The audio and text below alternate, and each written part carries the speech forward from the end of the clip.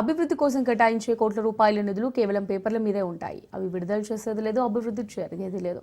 ఒక మున్సిపాలిటీకే 130 కోట్ల నిధులు విడుదల చేశామంటూ గొప్పలు చెప్పుకున్న గత వైసీపీ నాయకులు అందులో 35% పనులను కూడా పూర్తి చేయలేదు. ఇప్పటికే చిన్నపాటి వర్షం వచ్చినా డ్రైనేజ్ నీళ్లతో బురదమయమవుతున్న రోడ్లతో ఇబ్బందులు పడుతున్నామని బద్వేల్ మున్సిపాలిటీ ప్రజలు తీవ్ర ఆవేదన వ్యక్తం చేస్తున్నారు. ఇదే అంశంపై మరింత సమాచారం మా ప్రతినిధి సుదర్శన్ రెడ్డి అందిస్తారు. బద్వేల్ మున్సిపాలిటీగా మారి 20 ఏళ్ళు అవుతున్నా ఇప్పటికీ కనీస మౌలిక వసతులకు నోచుకోలేదు. పేరుకు మున్సిపాలిటీనే కానీ కనీసం ఒక పంచాయతీలో వేస్తున్నటువంటి సీసీ రోడ్లు కూడా సౌకర్యాన్ని కూడా ఇక్కడ కల్పించలేదు పాలకులు. గత జగన్మోహన్ రెడ్డి ప్రభుత్వంలో 130 కోట్ల రూపాయలు మున్సిపాలిటీలో మౌలిక వసతుల కోసమే కేటాయించారు. అయితే ఆ నిధులు ఎటిల్లాయో తెలియదు కానీ ఎక్కడా కూడా రోడ్లు వేసిన పరిస్థితి లేదు. చిన్నపాటి వర్షానికే తమ రోడ్లన్నీ కూడా బురదమయం అవుతున్నాయి, డ్రైనేజీ నీళ్ళన్నీ రోడ్లపైకి వస్తున్నాయని స్థానికంగా ఉన్నటువంటి మహిళలందరూ కూడా ఆవేదన వ్యక్తం చేస్తున్నారు. అసలు వర్షం వస్తే వాళ్ళ పరిస్థితి ఎలా ఉంటుంది, ఎందుకు వాళ్ళ వార్డుల్లో ఇప్పటికీ రోడ్ల నిర్మాణం జరగలేదు అనే విషయాలను వాళ్ళని అడిగి తెలుసుకునే ప్రయత్నం చేద్దాం. అమ్మా, ఏమైంది ఈ వార్డులో, ఎందుకు రోడ్లు వేయలేదు? మా వార్డులలో వైసీపీ గెలిచిందనేసి చైర్మన్ అంటా ఉన్నాడంట సార్. ఇంతకుముందు కూడా ఈ వార్డులలోకి వచ్చినప్పుడు కానీ లేకపోతే వీళ్ళు ఈ రోడ్లు ఈ రకం చూసేసి ఎన్ని రోజులు ఈ బురదలో నడచాలని చెప్పేసి చైర్మన్ అడిగినారంట. చైర్మన్ అడిగితే మీరేమన్నా వైసీపీకి వాళ్ళకి ఓటేసినారా, టీడీపీ వాళ్ళకు ఓటేశారు కాబట్టి మీరు వైసీపీ వాళ్ళకు ఓటేసి నింటే మీకు అభివృద్ధి జరగదు, మీరు టీడీపీకి వేసిందానా మిమ్మల్ని మేము ఏం చేయలేము, మమ్మల్ని అడగొద్దు అని మాట్లాడుతూ ఉన్నారు. నేను కౌన్సిలర్ని, నేను ఇంతకుముందు కౌన్సిలర్ మీటింగ్లో కూడా చాలాసార్లు అడిగినాను, ఈ రకంగా మా వార్డులలో ఎందుకు మీరు చూడడం లేదు అని అడిగితే చేస్తాంలే, ఇంకా టైం ఉంది అది ఇది అన్నాడు. ఇప్పుడు సుమారుగా 4 ఏళ్ళు దాటింది, ఇంకో సంవత్సరం కూడా లేదు. ప్రతిసారి వర్షం వచ్చినప్పుడల్లా నీళ్ళు ఇండ్లలోకి వస్తూ ఉన్నాయి, డ్రైనేజీ పట్టించుకోవట్లేదని మా వార్డులో అందరూ అడుగుతా ఉన్నారు.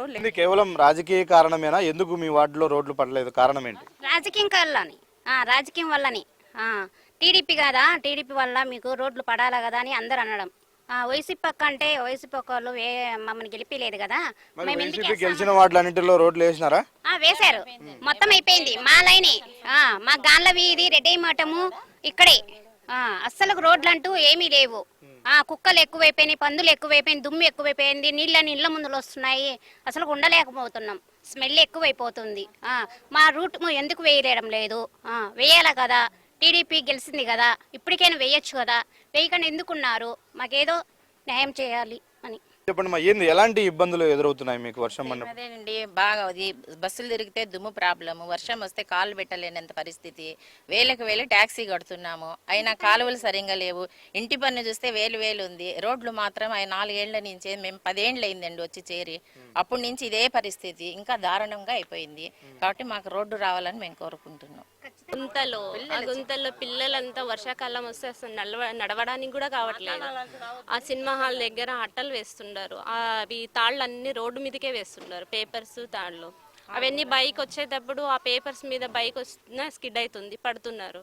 తర్వాత అవి తాళ్ళన్నీ కాళ్ళకు విరుక్కుండేది. నిన్ననే మా అత్త పడింది, చేయి బెనికింది. ఎవరు రెస్పాన్స్ ఎవరిది? అది వాళ్ళు వయసైన వాళ్ళు, పిల్లలు వస్తున్నారు, సైకిల్లో నడుచుకుంటూ వచ్చేటప్పుడు కింద పడుతున్నారు.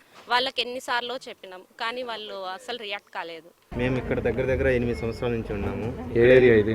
ఇది గాండ్ల వీధి, పూర్వమిల్ల మెయిన్ రోడ్డు, గాండ్ల వీధి, కేజీ థియేటర్ బ్యాక్ సైడ్. ఇక్కడ దగ్గర 33వ వార్డు. ఇక్కడ దగ్గర 3-4 వీధులు ఉన్నాయి. ఈ 3-4 వీధుల్లో పెద్ద బిల్డింగ్లు అయితే లక్షల హౌస్ ప్లాన్ మున్సిపాలిటీకి మ్యూషన్ ఫీజు అంటూ లక్షలు డబ్బులు వచ్చి కట్టాము.